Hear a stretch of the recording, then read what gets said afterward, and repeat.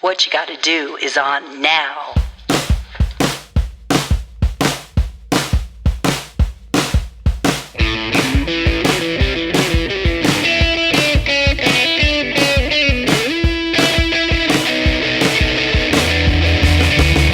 We're recording. Hello and welcome to What You Gotta Do podcast with your hosts Cody and KT, where we discuss relatable topics and inspire one another to live a simple, abundant life. Cody, I'm so excited for this episode. It's gonna rock. How are you doing today? It absolutely is gonna rock, KT. How are you doing this week? I'm doing very well. I like recording in the evenings. Can we do this from now on? I have so much more energy. Not a morning person, KT's not a morning person. I'm not. Me and Matt were walking this morning. You know, we get up early when the sun comes up and walk. And like we're on the trail and people are passing us by and going, good morning. And I'm like, Matt's like, it's kind of weird. I'm the social one right now. I'm like, yeah, because I'm not a morning person. Don't tell me good morning. That's hilarious. Hey, you had sent me a couple things about friendship this week on Instagram that I absolutely have loved. And I found a quote that I wanted to tell you. Or I don't know if it's a quote, but it's kind of maybe like a blurb that I found online. I was looking at like friendship quotes. It says, friendship is not built on promises, but action. And I thought that was so you and I, and how we always were like throwing parties and getting your backyard ready for something. And we always have some sort of crazy scheme going on, like Lucille and Ethel, that we're always doing something actionable. And like this podcast is actionable too. So I just really want to thank you for your great friendship and just tell you how much I love you. Well, you're welcome. I love you too. I was just thinking the other day how happy I am that we have this podcast because honestly, since you moved away, we probably wouldn't be chatting as much as we do.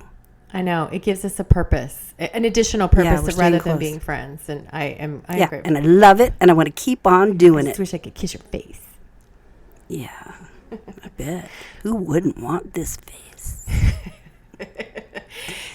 Okay, let's get on to our special episode and why it's special. Do you want to talk about it or do you want me to talk about it? Well, I do. So, you can talk about it too. Take it away. I'm going to talk about it first. So it's called What You Gotta Teach the Younger You. And it made me immediately think about that Rod Stewart song. Which Rod Stewart song? Have you ever heard that song? You probably haven't. You don't know. It's kind of a cute little song. Sing it. I'm not going to sing it because my singing is so great that they'd probably flag it for copyright. That's what I'm thinking. No, if anybody knew how bad I sung, they would know I'm lying. It's the chorus goes, I wish that I knew what I know now when I was younger. I wish that I knew what I know now when I was stronger. I know what song that is. I think about that all the time. And I know I'm not like trying to make life of regrets. I've been fighting that and realizing that I have nothing to regret. I am who I am. Yes. But I think I wish that people would have told me certain things then, but did they? Did people tell me things then? And I either didn't listen or blew it off or thought they were idiots. They don't know me. I don't know, but I wish I would have heeded to a lot of things. And for those of you that never told me the list of things we're about to go down, I'm putting it on you because you should have told me these things. So I wouldn't have listened, but that's the thing. We wouldn't have listened. We are stubborn. We are creatures of having to learn it for ourselves. We want to torture ourselves for whatever reason. But I think that we have been told these things, but we just did not listen or we did not apply it. I think about when people would come up to me and talk to me when my kids were little and say, oh, enjoy every moment. And I'd be like, shut up. I cannot wait for them to get to the next phase. I do not talk to me about enjoying every moment. I need sleep. Like, enjoy the moments. Enjoy the moments. Okay. That's one of my points, so don't steal my thunder. Oh, I won't. We can come back to that for sure. Well, so I thought about, some of the life's lessons that I would have, let me pause for a moment. A few months ago, I read an article about changing your mindset, and one of the ideas to change it was to put a picture of younger you that you looked at every day so that it reminded you of that person or that little person, little girl Cody's dreams. Am I living every day up to that little girl's dreams and expectations of what she figured her life would be. And since I heard that, it just really made me want to really enjoy like every moment and make sure that little Cody is enjoying future Cody's life. I know it's kind of cheesy, but it's fun. No, I love it. Why didn't you tell me this before? Why'd I have to wait to hear it on the podcast? I think I did tell you. No, I mean, you did say, well, we're going to post pictures of younger us on the podcast. I thought, okay, that's fine with me. But the reasoning behind it is... Yeah, I love it. You want to live every day to that little girl's dreams and expectations and hopes for the future. And is that little girl's dreams and hopes of the future like sad and traumatic and complaining and like regretful? No, that girl is full of hope for the future. So you got to keep being that girl and hoping for the future more and more. Anyway. Love it. Freaking love it, Cody. You're full of great ideas. Okay, we're wrapped up today. If everybody had you as a friend, they would have like their lives together. And listening to this podcast is going to help you do that. Okay, will you start with number 1? I will. So the first thing I thought about as I was thinking of maybe things I would have changed about myself more so, and that's kind of what I thought that I would have encouraged myself to do, is don't be afraid to stand up and stand out. I think I was pretty good about being open and extroverted, and I had, I feel like I had a lot of friends and a very happy childhood, but I also think that at times I should have stood up more firmly against certain things and stood out a little bit more in more of a thoughtful matter rather than like a teenage drama way. It's funny that you say that because growing up, I know I've shared this before, but I was very tall when I was young. I still am tall, but I'm more proportionate now. But I didn't want to stand out. I know that's physically, and you're thinking more emotionally and personality-wise. Really, it's both. I wanted to just shrink down and disappear. I didn't want to cause any waves or make any attention. I remember getting in line for that school picture where you had to sign up, get in line tallest to shortest, and I was always the tallest girl. And it embarrassed me. And what was I thinking? Like, I should have freaking walked the walk. I was, like a supermodel. Come on. Yeah. Who doesn't want to be the tallest girl? I know. I don't know why I felt like that. And I wish that I would have had a little bit more confidence physically, which would have made it come out mentally. I agree. Which we've talked about that in another podcast about standing up straight and taller makes you mentally stronger. And it's part of that that well. Self-worth and self-confidence that everybody lacks when they're a teenager. Everybody. And here's the thing. I can't stand those teenagers that have the confidence. I'm jealous. I get jealous. I wish I was more like you when I was young. That's hilarious. So my next one is a little bit more simple. I wish I would have read more books. I've always enjoyed reading. I even enjoyed reading when I was young, but I didn't read as much as I probably should have. And I wish I would have. My husband knows everything about everything. It's such a man. Not in a bad it's such way. a man thing. In a good way. Men always know like random facts about random things. Yeah, because he read all the time and to this day reads all the time. I should read more books now, of course, but I wish I would have read when I was young. I remember my cousin Esther. I would go to her house and hang out with her, and she'd be like, well, I'm going to go read now. And I thought, but I'm here. But she was into reading, and she's super, super bright. So, yeah, read more books. Get your children to read more books. Find their passion. So I have a story about that. My mother would purchase encyclopedias. I think they had like one a week or one a month, like the A edition, the B edition, the C edition. World Book? The World Book Encyclopedia. She bought them at the grocery store of all places. I don't know why. But we had a whole set of encyclopedias, and in the summertime, I would bust them out and just like look up random things and read through the encyclopedias, and I would read the dictionary, and I would read other books too, but for some odd reason, the encyclopedia always intrigued me. I'm such a nerd. And my grandfather would have piles and piles of Popular Mechanics magazines in his basement, and I would just thumb through them and look at the gadgets in there, and I loved it. It was so fantastic. I wonder, I guess I could ask you, you have children that are teens. What is it like in this digital world to get a kid to read a book? It has been from birth to have my kids read books, like pulling teeth to get them to read books. It's bribery, it's blackmail, it's all of it to read a book. And they don't understand the beauty of a book. So we listen to audiobooks when we go on road trips, and they'll sit and listen to those, and they enjoy those, but they don't physically like to read. They probably need to find something they're passionate about to read, maybe. Or I just take everything away and you read encyclopedias out of pure boredom. That's why we had 3 channels on our television. Now they have too many things to keep them entertained every second of every day. Why pick up a book? You have to make an effort. Yeah, they say the average attention span right now is 8 seconds. That's insane. 8 seconds. The other day I had to go to urgent care. It was no big deal. I just was sitting there for a really long time. And I handed my purse to Matt and said, "Can you keep my purse while I go in there?" And he's like, "Yeah, I left my cell phone in there." Ugh. I had to sit in this doctor's office. And they didn't have any magazines in the actual room because they probably figured everyone has their phone. I had to sit there for like 30 minutes with nothing. I thought I was going crazy. Oh my Yeah, gosh. it was crazy. But I thought, you know what? It kind of feels good to just sit here. But I did Sit in notice peace. they had this picture hanging on the wall, and it was hanging sideways. The artist's autograph was like sideways. I felt like going out there and going, "Listen, this picture is sideways. Let's move it." You're like, if you don't have magazines in your room, I'm going to redesign your room. I should have just done it for them and seen if they noticed. Okay, you go. What's your next one? So when I was a teenager, my parents got divorced, and I was talking to my dad about the situation at one point, and my dad said to me, "You need to look for the good in this situation." And I hated that he told me that.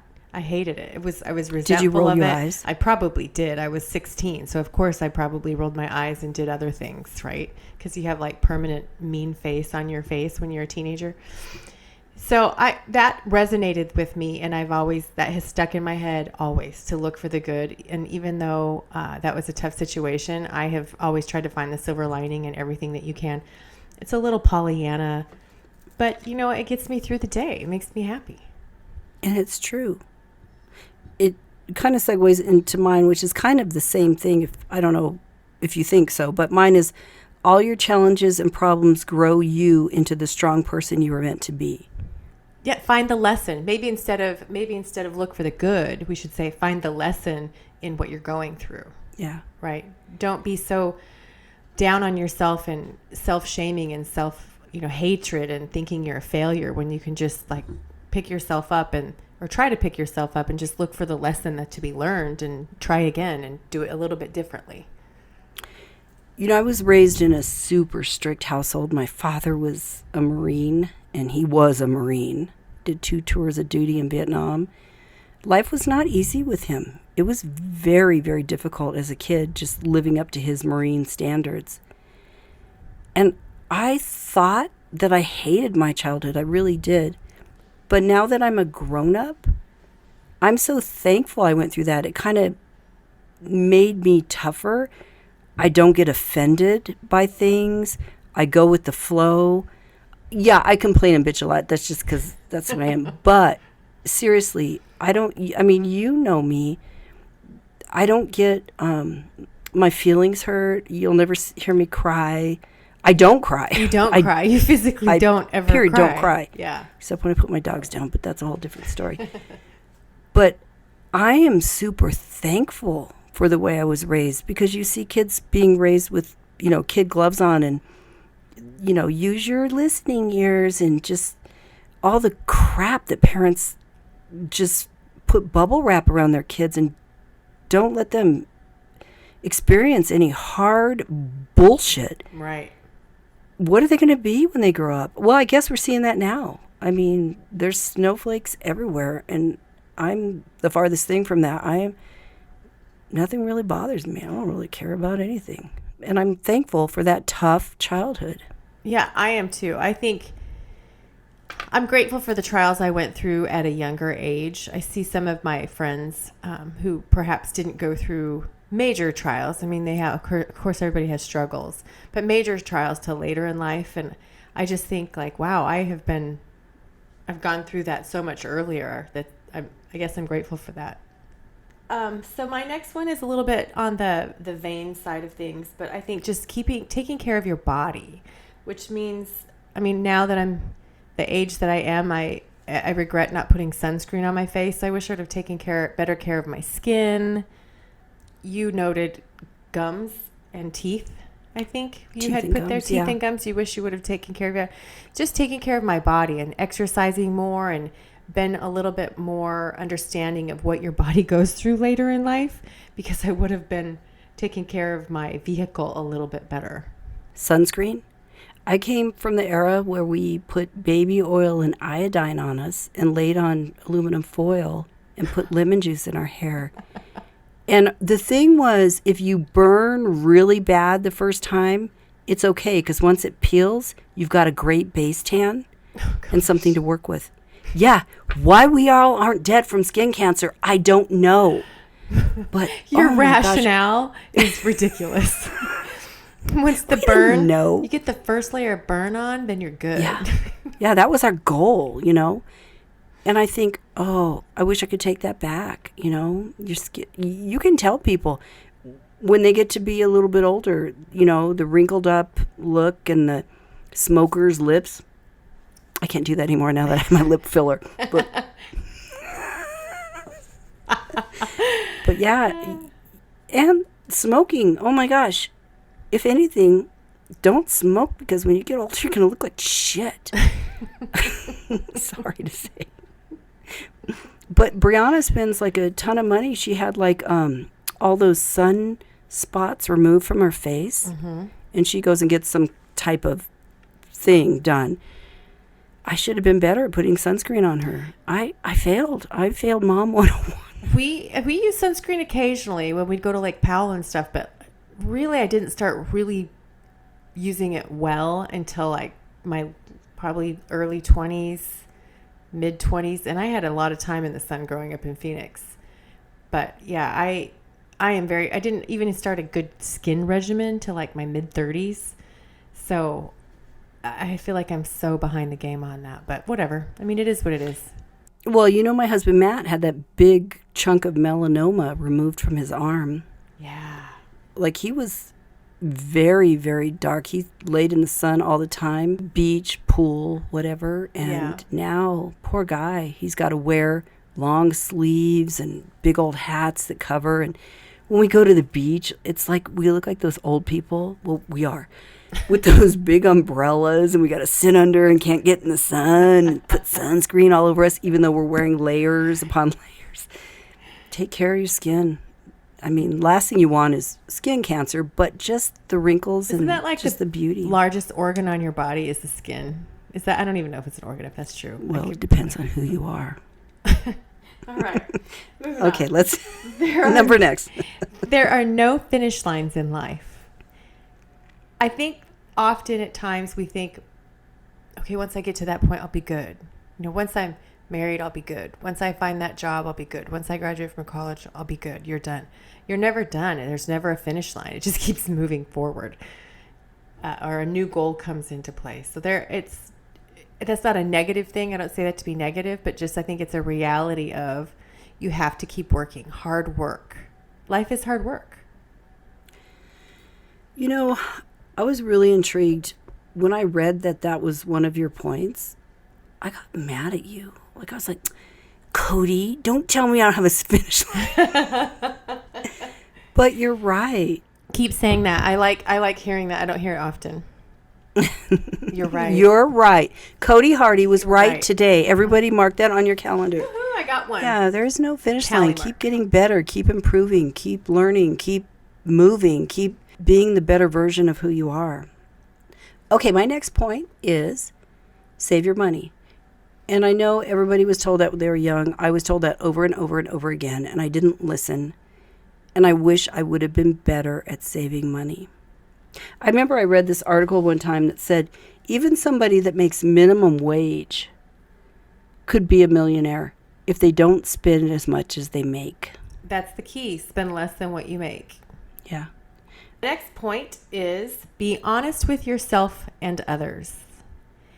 So a few years ago, it was more than a few years ago. It was a while back. I was talking to one of my coworkers, and it was right after the new year. He had just come back from vacation, And he's like, are you a New Year's resolution maker? I'm like, I'm always a goal setter. So, I mean, New Year's, just another goal, whatever. And I said, why did you make one? And he explained that he did. For the first time in a long time, his goal that year was to be more honest with himself, to be honest within his relationships, no matter how difficult that is, to be honest with his clients, and so forth. And I thought that was very interesting. And I thought, well, maybe I'm not honest in my life in all the ways I should be. So I'm going to take that on. I'm going to take it on as a challenge to be more honest. And it really is insightful when you are focused on how you say things or how your thought processes are, and like the disconnects in how you're living your life, and then how what you say you're living your life. And you don't do it on purpose, but it just, there's something like not driving. And so it really was life altering for me to really take that challenge on, to be more honest. So I appreciate that challenge. That goes along with integrity. I mean, you gotta have integrity. And I mean, really, honesty and integrity go in hand. Yeah. And I value honesty so much. I think that's why you and I are friends. I really admire people who are not worried about offending me. You know, you said that you don't offend easy, you don't get upset. And I think that's really important to you, to be honest, because you're upset, you're like kind of stoic about it, you compartmentalize that so it doesn't offend you, and so you kind of take it for granted that other people feel the same way, and it can be, they can get offended by that. But if you're being honest and it's coming from the right place, it's not coming from a place of hatred, it's coming from, I'm doing this as a human being to be kind to you, honestly. I think it would change our society quite a bit if we all just kind of put down those walls just a little bit, and we're a little bit more honest with ourselves and with others. Yeah, I think if you're my friend, you're going to really know I'm your friend if I say shit that pisses you off. If I'm constantly nice and saying really nice things about you, I'm really not your friend. But when someone's truly my friend and I love them, I think I'm very down and honest, and I say stuff. That's what I appreciate about you. Probably don't want to hear. No, but that's why I appreciate that, because you're always. We went to California together for LA's Fashion Week. I think we had this similar conversation. It was just be honest with each other. I don't know. It changes relationships, and I think relationships become deeper, more valuable. So. Well, I was going to say, when I met one of your new friends, and I said, why are you trying to kiss up to me? And then I said, wait a minute. I understand. You care about her, and it's important for you what I think about you. So, of course, you're going to kiss up to me because you don't want me to say shitty things to her about you. And he's like, yeah, you're right. I mean, why not talk honestly like that? I mean, It makes more sense, and I understood it more, but I was just kind of hashing it in my brain. I know you thought it was manipulative, but no, he was probably trusting you, because he kind of pushes buttons a bit. He's kind of like me, just honest and tell you what you want. Yeah, I love it. Okay, so here's mine.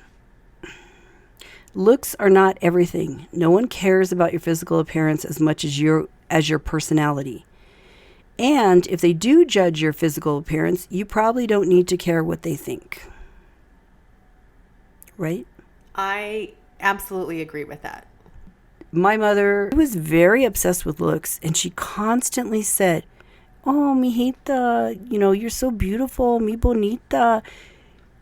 She was constantly telling me how beautiful I am instead of how smart I am. My brother came to town the other day, and you know what he told Matt? What? He goes, Kathy was so smart. And I looked at him like, what?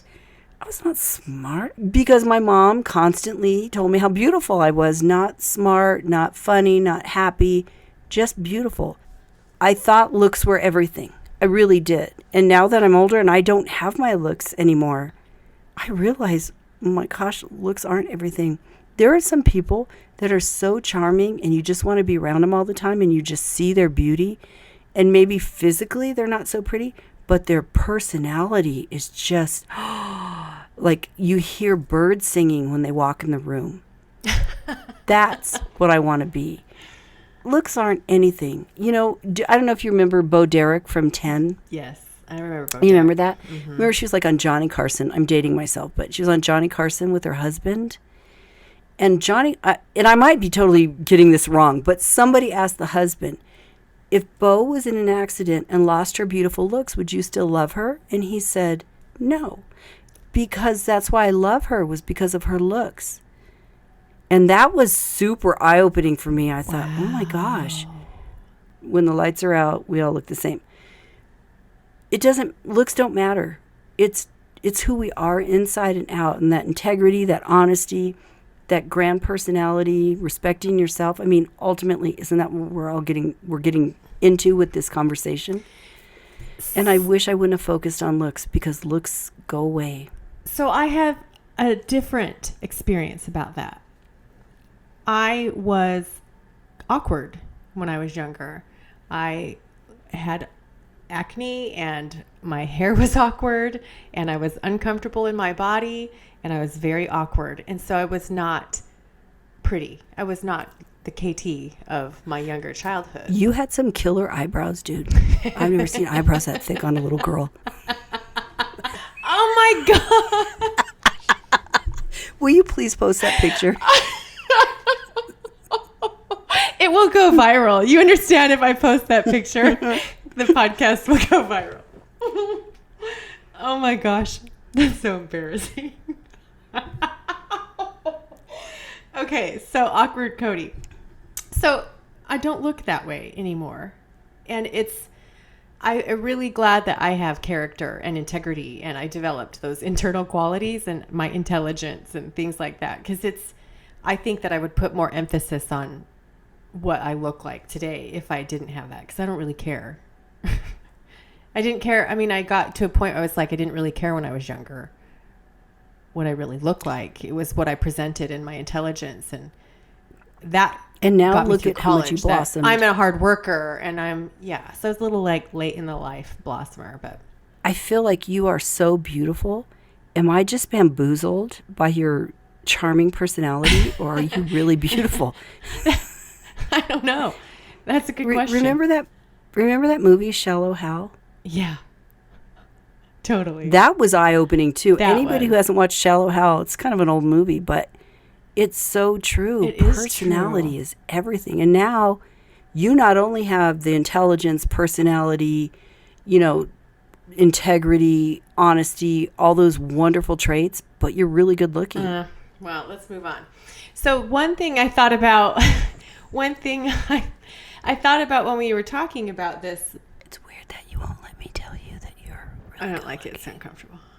Hold on. Really? Like when somebody sings happy birthday to you? I hate it. Oh my gosh. That is that's the perfect analogy for that. Singing happy birthday and being told I'm pretty. Like that is the most awkward compliment ever. It's not comfortable.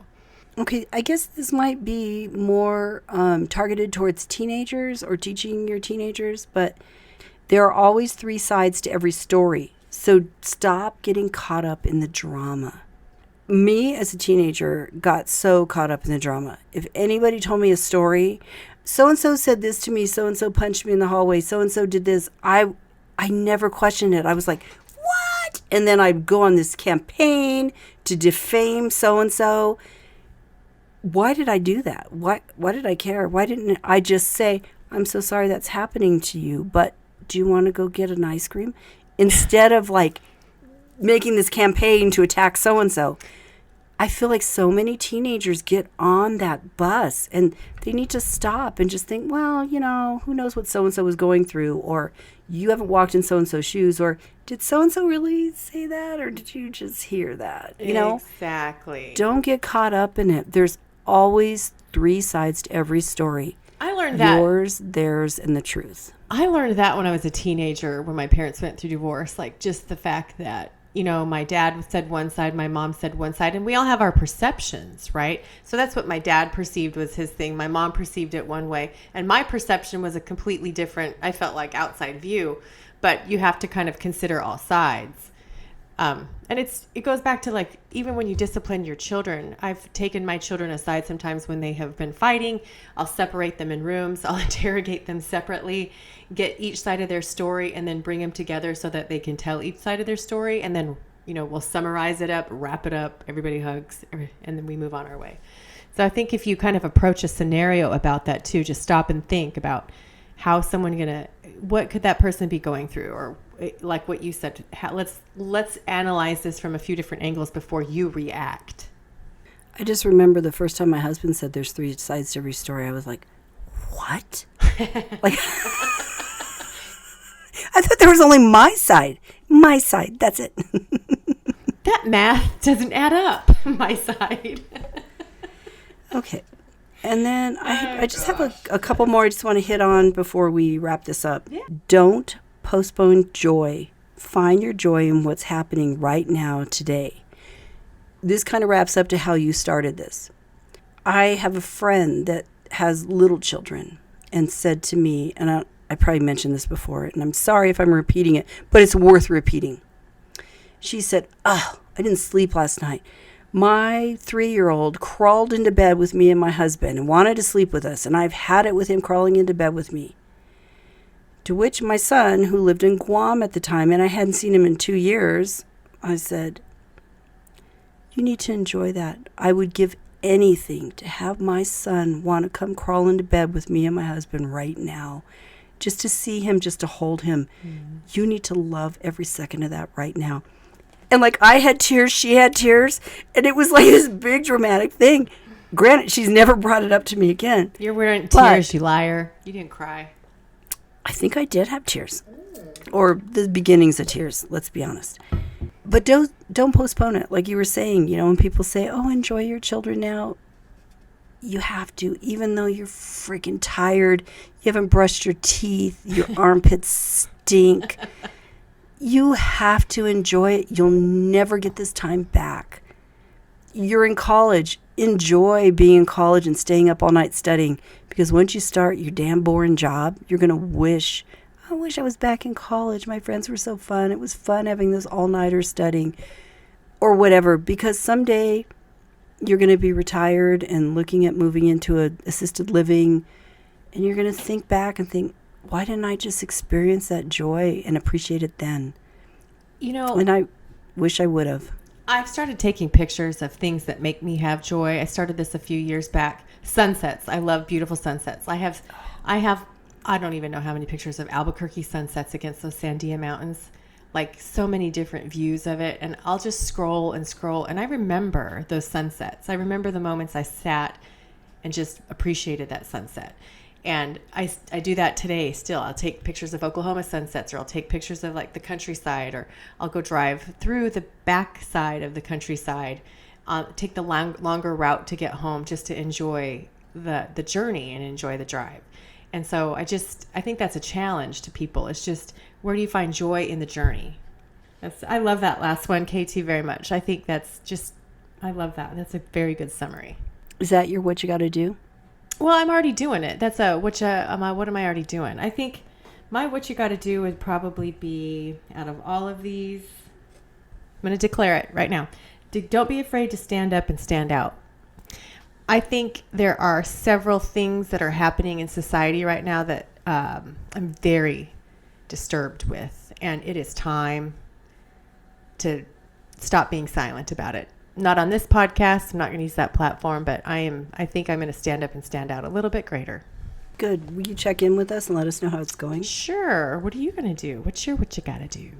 Well, I told you the thing that really rubbed me the wrong way was there are no finish lines in life. And I think I'm going to really grasp onto that and realize I need to keep getting better. I can't keep saying, pretty soon I'm going to retire and life's going to be grand. I need to have more of an ongoing, let's do this, let's do that kind of attitude. And I'm going to do that. That's my what you got to do. Yeah, because I think if you put a finish line on it, you're done. Yeah. Lay down. You're dead. And burgers are done, KT. Life is never finished. Can you hashtag that on this podcast? Okay, so let me tell you a story about that. So I used to work with this lady named Judy Angel, who is now deceased. She and I were interior designers in Phoenix. That's the backstory. But we shared a room together, and when we'd wrap up our appointments, I would ask Judy, are you done? Judy was an older lady. She was in her early 70s when we were working together, and I was in my late 20s. And she was Southern, very Southern belle. I mean, looked it, acted it, gorgeous hair. She just was a classy, classy lady. And she'd turn to me and say, "Burgers are done, Cody. I'm finished." And I love that saying. So I kind of developed that into burgers are done. Life's never finished. There you go, Cody. That is my what you gotta do. There you go. Life's not finished. No. I'm rocking it.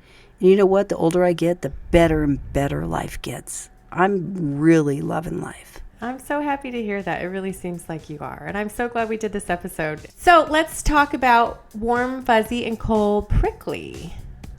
I believe you have the cold prickly today. And for those of you who don't remember, cold prickly is a crappy kind of thing that we experienced or thought about during the week that we either want to just vent or maybe get some help on. And conversely, warm fuzzy is a super awesome thing that we're feeling or experience that we just want to share. So go ahead, Cody. So I have cold prickly this week, and ironically, my cold prickly is I am so tired of the heat. I'm over it. It has been 105 plus degrees, I feel like, for 3 weeks now, and I'm just done. I'm ready for it to cool off at night. I don't want summer to end, but at the same time, the heat has been atrocious this year. Atrocious. That's my cold prickly. Enough said. And I want to apologize for that because it's been hot here during the day, but I work in an office all day long with incredible air conditioning that I actually wear a sweater and a jacket. And then at night, it rains all night. And I sleep with the windows open and the rain coming down and my fan on. Albuquerque night. It's so cool. It's the good time of summer in Albuquerque right It now. is. So I'm sorry. I'm having a joyous time. I appreciate that about Albuquerque, that it cools down at night. I wish that it did that here. It just doesn't. But that's all right. And your warm That's all fuzzy, right. Miss KT? Okay, Cody. So my warm fuzzy is super simple, but as you know, I go to Florida every quarter to go hang out with my dad, who's a little bit alone. Although he says he's alone, but he's not. He's got more friends than I could ever have. But my new job that I have, they're super open to me working remotely. He sent me a picture today of the boxes my work sent to him for my work at home package. Huge boxes. They have a whole setup, computer screens, cameras, headset, everything I need, keyboard, to work remotely. They sent that to me. And I'm so excited. My son Ian's going to come with me. We're going to go hang out in Florida for about 6 weeks. And I'm just really excited. You know how much I love that area of Florida, the South. It's just so beautiful. And I'm so excited to ride my bike and just hang out. It's going to be fantastic at the beach. And that's my warm fuzzy. That's so fun. Well, we want to thank you for joining us for our episode of What You Gotta Do to teach the younger you. Remember to take action and claim freedom. And until next time, friends. Hope you loved our episode. Let us know. WhatchaGottaDo podcast@gmail.com. Email us. Let us know. Give us some feedback. Like us on YouTube, SoundCloud, Spotify, and now we are now on SUBSTACK. Come on, listen to us. Let us know. Send us to your friends. What could be worse? You learn a little. Let's do it. Hit a button. Bye-bye. Have a good day. Bye.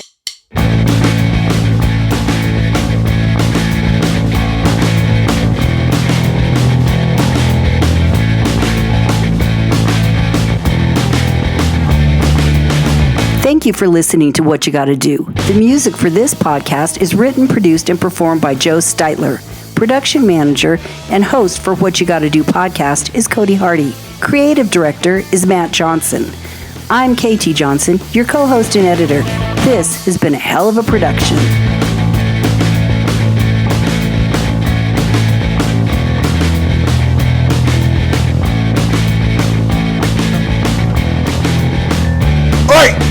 What you gotta do is listen.